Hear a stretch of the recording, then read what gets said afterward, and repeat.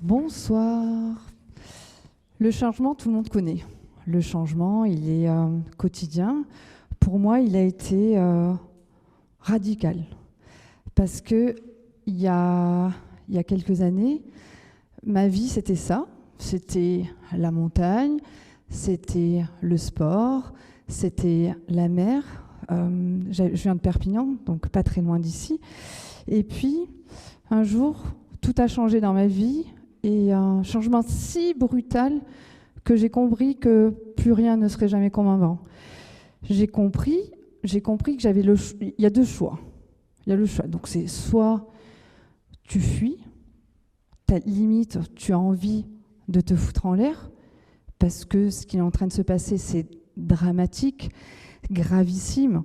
Soit tu te dis, je vais m'adapter à ce qui est en train de se passer, je vais aller de l'avant, même sous le coup de la colère, je vais avancer, mais à cette époque-là, sous le choc, j'ai absolument pas envie de ça. Je suis à des années-lumière de me dire, je vais m'adapter à ce changement.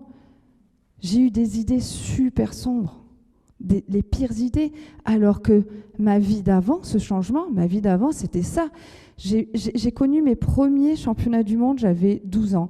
J'ai grandi dans une famille de sportifs, pas forcément de sportifs de haut niveau, mais de sportifs qui m'ont inculqué des valeurs, qui m'ont inculqué une éducation, qui m'ont inculqué le goût de l'effort. Donc du coup, j'ai participé à mes premiers championnats du monde, j'avais 12 ans, j'ai fait une carrière dans le BMX international pendant 10 ans, puis après j'en ai eu marre, j'ai basculé sur le sport d'hiver puisque j'habite pas loin de la montagne. Et puis, ce changement, il a tout changé brutalement un matin au réveil, un matin d'octobre 2002. J'entends une sonnerie dans mon appartement. Machinalement, on est un lundi matin, je m'étais octroyé une petite matinée de répit. Je tape sur mon réveil, je me rends compte que c'est pas le réveil, que c'est le téléphone dans la maison. Et puis là, je jette ma couette, je pose mes jambes sur le sol, et là, mes jambes sur des robes sous mon poids, et je me retrouve clouée par terre. Donc, je ne comprends pas, je m'accroche au matelas, j'essaie de me relever à nouveau, et je reste clouée par terre. On va me transporter aux urgences de l'hôpital de Perpignan, et au bout de 4 jours, ce changement radical va débarquer dans ma chambre d'hôpital. Il va porter le nom de sclérose en plaques de 17 lettres. La sclérose en plaques, c'est une maladie grave et dégénérative du système nerveux central qui empêche le corps de fonctionner correctement. De là, je bascule. Alors moi, la sportive ou l'ex-sportive, moi, la girl power, la jeune femme indépendante qui voulait réussir sa vie, qui voulait pas d'enfants, qui voulait pas de relations stables, tout ça, je me retrouve à basculer dans ce changement du handicap. Je me retrouve du jour au lendemain avec un score solide pourtant, un score docile, qui a l'habitude de participer à des heures et des heures d'entraînement, qui a l'habitude de se relever de l'échec d'une compétition, qui a l'habitude de s'adapter à la difficulté du terrain. Le sport outdoor, pour le coup, le BMX ou le snowboard, c'est par excellence des sports d'adaptation. Tu t'adaptes à la météo, tu t'adaptes au terrain. Donc du coup, je me retrouve là à me dire, mais qu'est-ce que je vais faire de ça ? La première des questions que je pose au neurologue, c'est « est-ce que je vais remarcher ?» Il ne me répond pas. Je lui crie dessus, je lui dis « mais est-ce que je vais remarcher ?» Il me dit « je ne sais pas », il me dit « la maladie, elle a frappé tellement fort d'entrée qu'il se peut que vous ne remarchiez jamais. » Mais on ne sait pas. C'est une épée de Damoclès, c'est un point d'interrogation, c'est tout ça. Il me dit « mais par contre, les premiers mots qu'il a pu me dire, il va falloir s'adapter. Il va falloir vivre avec. » Non, pas vivre avec. Pas du tout vivre avec. Il va falloir vivre malgré le handicap, malgré la maladie. C'est pas du tout dans mes perspectives de vie, c'est pas du tout dans mes perspectives d'objectifs. J'ai pas Je n'ai pas fait des études, je n'ai pas fait du sport, je n'ai pas fait des sacrifices de vie de jeune adulte, d'adolescente. Je n'ai pas fait pour vivre ça, pour vivre le handicap, pour vivre l'incertitude d'un jour remarcher un jour. Et du coup, cette chute, ce changement, il a duré quand même, j'ai passé de nombreuses... mais vraiment, c'est du jour au lendemain. Du jour au lendemain, quand j'ai attendu ce diagnostic, que je ne m'attendais pas à ce qu'il soit aussi pire, aussi grave, j'ai passé 4 jours sur mon lit d'hôpital à ne pas comprendre pourquoi mes jambes ne fonctionnaient plus. J'ai passé 4 jours à me lacérer les jambes, à me mettre des coups de fourchette dans les jambes pour essayer de ressentir une quelconque sensation. Avec ma brosse à cheveux, à me lacérer les jambes pour essayer de retrouver une toute petite sensation, mais en tout cas essayer de comprendre pourquoi et quand mes jambes allaient rebouger. Et puis, en fait, mon adaptation, ça a été quoi? Ça a été, je me suis adaptée au rythme des autres. Je me suis adaptée à un rythme d'hôpital. Je me suis 7 semaines d'hôpital, 16 mois en centre de rééducation. Je me suis adaptée au fait d'appuyer sur un bouton pour aller aux toilettes, d'appuyer sur un bouton pour manger, d'appuyer sur un bouton pour être lavé, d'appuyer sur un bouton pour qu'on réponde à des questions. Mais j'avais pas envie de ça. J'avais pas envie de ça. Et puis la vie, elle est... on m'a élevée en me disant que derrière des problèmes se cachent des opportunités, que les choses dans la vie arrivent pas par hasard. Elles arrivent souvent pour une bonne raison. Et puis j'ai fait des rencontres dans ma vie qui ont fait qu'à un moment, il y a quelqu'un qui m'a aidée à retrouver l'espoir, à retrouver l'envie de vivre, tout simplement, l'envie de vivre malgré cette maladie, malgré cet handicap.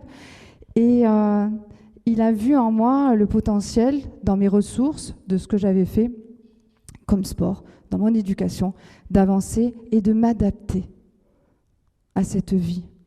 Parce que quoi qu'il en soit, de vie, on n'en a qu'une.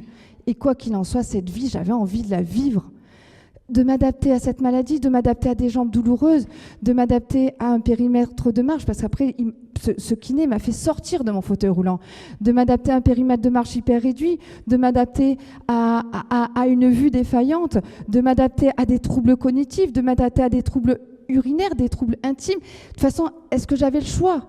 J'avais plus le choix parce que j'avais décidé de vivre. J'avais décidé de vivre. Par contre, il a fallu faire des deuils. Le deuil, selon les médecins, à l'époque, il a fallu faire le deuil du sport. Donc ça, c'était quelque chose de vraiment, vraiment dramatique pour moi, de faire le deuil du sport. Et puis, finalement, je me suis reconstruite différemment. J'ai voulu, en fait, coucher sur le papier ce que j'avais vécu, ce que j'étais en train de vivre. Ça a été mon exutoire, ça a été mon écriture thérapeutique. Un livre, puis un autre, puis finalement, la vie, le handicap a fait complètement changer ma philosophie de vie grâce à cette rencontre, grâce à ce kiné qui a vu en moi toujours cette petite fille, cette petite adolescente en moi qui sommeillait en moi et qui voulait aller retrouver le côté sportif, la gagne. Alors, par contre, la gagne pas sur les terrains du sport à l'époque, mais en tout cas, la gagne différemment. Donc, ça a été des projets, je me suis fixé des objectifs, l'écriture. Et puis après, je me suis dit, OK, arrête de crier à l'injustice de la vie. C'est bon, on va pas refaire l'histoire, ce qui est passé est passé.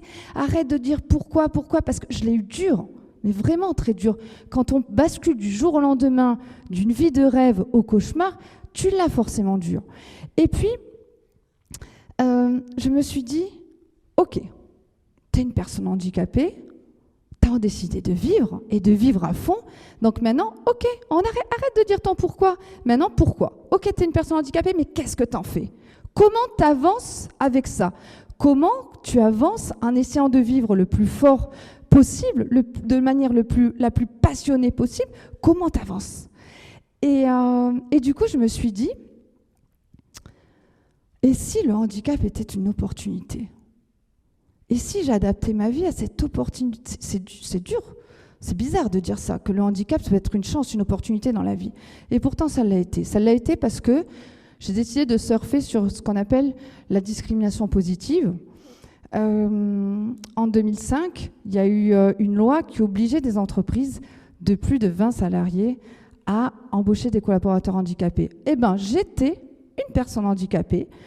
J'allais surfer sur ces quotas, j'allais surfer sur cette discrimination positive et j'allais devenir journaliste sportive en remplissant les cases de la diversité. Donc du coup, j'ai osé réadapter mon CV à cette ligne supplémentaire qui faisait de moi une personne handicapée avec une RQTH, une reconnaissance de qualité de travailleur handicapé. Et puis voilà, ça m'a permis de rentrer à la base par la petite porte, puis je suis devenue rédactrice en chef au Figaro. Donc je vivais le sport, j'en avais fait le deuil physiquement, physiologiquement, mais je le vivais par procuration puisque j'étais journaliste sportive. Et puis, je me suis retrouvée à un événement sportif et j'étais censée interviewer un sportif qui partait faire les Jeux paralympiques de Sochi. Et là, je vois un jeune homme arriver, Patrice, amputé. Et je lui dis, je suis fascinée déjà. Je suis fascinée par sa prothèse, je suis fascinée. Il tient un snowboard, alors que moi, j'ai fait le deuil du snowboard. Et c'est dur pour moi de me retrouver à la montagne face à un snowboarder. Et je me retrouve face à lui, tout sourire, super à l'aise avec son snowboard, avec sa prothèse et tout. Et je lui explique ce que je suis, que j'ai un handicap, qui, à cette époque-là, je suis avec une canne, parce que je suis sortie de mon fauteuil grâce à ce fabuleux kiné.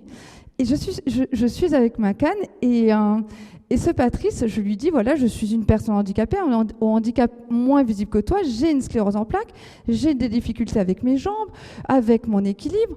Et là, il me répond, ah, mais c'est super! Attends, est-ce qu'on a la même définition du mot super, cool et handicap? Et là, je lui dis, en plus, je viens des Pyrénées. Il me fait, ah, mais c'est génial, t'es une personne handicapée des Pyrénées, c'est génial. Là, l'euphorie, il était aux anges. Il avait des étoiles dans les yeux, j'avais des papillons dans le ventre, parce que il me dit, mais tu sais quoi, en équipe de France, on cherche des athlètes qui ont des handicaps pour les préparer pour les Jeux. Et voilà, et on adaptera. On va parler de ton handicap, on va parler de tes limites, parce que le handicap, c'est ça, c'est une limitation de notre activité. Donc du coup, on va parler de tes limites, on va adapter ton matériel, on va adapter ton rythme d'entraînement, on va tout comprendre.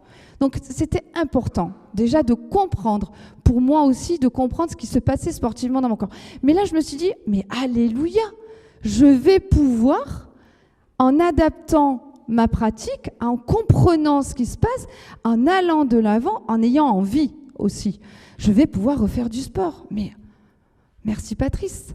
Et puis, je le voyais, il m'a tout expliqué. Il avait développé sa prothèse, il avait mis un petit amortisseur Fox dans son genou. Il était incroyable.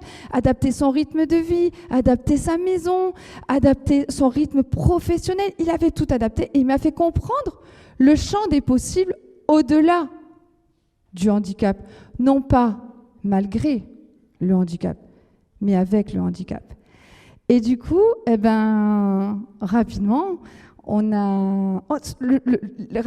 quasiment le jour même, il m'a dit qu'est-ce qui bug dans tes jambes? Donc je lui dis, écoute, j'ai quand même si ça se voit pas autant que toi, mon handicap, il est à 80%, il touche mon corps. Il me dit, est-ce que tu as de la force dans les jambes? Bah non, on a coché pas mal de cases non. Et il me dit, écoute, tu as des jambes plus fatiguées, plus faibles, on va prendre une planche plus souple. Je lui dis, alors, je bouge beaucoup parce que j'ai des problèmes d'équilibre, si je reste statique, vous allez me voir tomber par terre. Donc je lui dis, j'ai tendance à tomber en arrière, t'inquiète pas, on va adapter les fixations de snowboard et les boots de snowboard, on va mettre des petites cales. Donc ça va te faire tout le temps aller vers l'avant. Je lui dis, je me fatigue vite. Donc un terme qui est très propre à la sclérose en plaques. Il me dit, c'est pas grave, on s'entraînera plus souvent mais moins longtemps. Tout était possible. Avec Patrice, tout était possible et tout est possible. Et du coup, effectivement, ce Patrice-là, il m'a pendant 3 jours à la montagne, j'étais censée faire un sujet sur lui, mais je l'ai fait on a plus fait un sujet sur moi. Et du coup, on a fait du snowboard. Je suis tombée plein de fois. Mais par contre, pas comme quelques années en avant. Je suis tombée, mais je me suis relevée.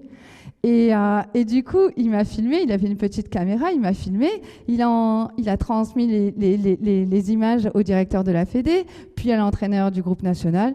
Et puis, j'ai été contactée, on s'est entraîné non-stop, pour aller dans l'objectif, même si c'était 3 mois plus tard. Mais pour lui, tout était jouable et tout était possible. La Fédé, du coup, a demandé une autorisation exceptionnelle pour que je puisse participer aux Jeux de Sotchi en 2014, qui arrivaient 3 mois plus tard, jour pour jour. 14 mars, ma rencontre avec Patrice. 14 décembre, 14 mars, les Jeux paralympiques de Sotchi. Et effectivement, je me suis retrouvée alors déjà à me réconcilier avec ce corps parce que je l'en ai terriblement voulu. À la base, ces coups de fourchette, ces coups, c'était pas pour me détruire, c'était vraiment pour ressentir une quelconque sensation. Et puis, il y a eu cette acceptation de mon corps. Je me suis enfin réconciliée avec mon corps. Et il y a eu accepter de montrer ce corps entier, mais invisible. Ce corps que les gens, malheureusement, stigmatisent trop souvent le handicap par le fauteuil roulant. Donc du coup, je me suis mise en petite tenue sportive qui me représentait et je suis allée me positionner et montrer ce corps entier. Et puis je me suis réconciliée avec ce corps et je me suis surtout réconciliée avec le sport. J'ai remporté cette médaille d'argent à Sotchi en 2014. Mais après, l'argent, ça ne me suffisait plus. 4 ans plus tard, je remporte l'or, l'argent et le bronze. Ça ne me suffisait pas. Ça ne me suffisait pas. Et donc, du coup, par rapport à tout ce qui était en train de se passer, ce process, en fait, d'adaptation pour moi, de comprendre tout ce qui était... Je vivais à nouveau un rêve au-delà des limites de handicap, au-delà, avec tout ce qu'on avait mis en place. Ça a été le mot d'ordre dans l'équipe de France, de faire en sorte d'adapter mon rythme de vie, d'adapter ma performance, d'adapter mon matériel, d'adapter en plus au handicap qui était en train de gagner un peu plus de terrain parce que plus on avance, plus j'avance dans la maladie, c'est un peu un jour sans. Plus c'est une maladie dégénérative, plus le handicap se dégrade. Et du coup, on est allé la chercher. On a adapté, on a compris, on a vécu avec cet handicap, on a vécu cette aventure sportive. Et cette médaille d'or, je suis allée la chercher. Et d'ailleurs, je vais aller la chercher parce qu'elle est là aussi. Elle est là.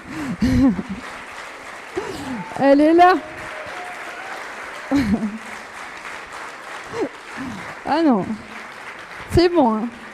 J'ai assez pleuré il y a 20 ans, vous n'allez pas me faire pleurer de nouveau, mais bon voilà. Il n'y a pas eu une photo sur le podium des Jeux, il n'y a pas eu une photo de moi en train de sourire parce que j'ai énormément pleuré, donc voilà, je suis encore très sensible à tout ça.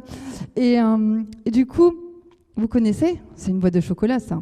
Donc la vie, ça peut être une médaille d'or, mais bon, je dis souvent, la vie c'est un sport et le sport c'est la vie, mais j'ai envie on va pas terminer sur mes mots à moi, on va terminer sur les mots de Forrest Gump, que vous connaissez, qui disait toujours, la vie c'est comme une boîte de chocolat, on ne sait jamais sur quoi on va tomber, donc quoi qu'il en soit, sur quoi que vous puissiez tomber, adaptez-vous, soyez heureux, vivez fort, inventez-vous et souriez. Voilà.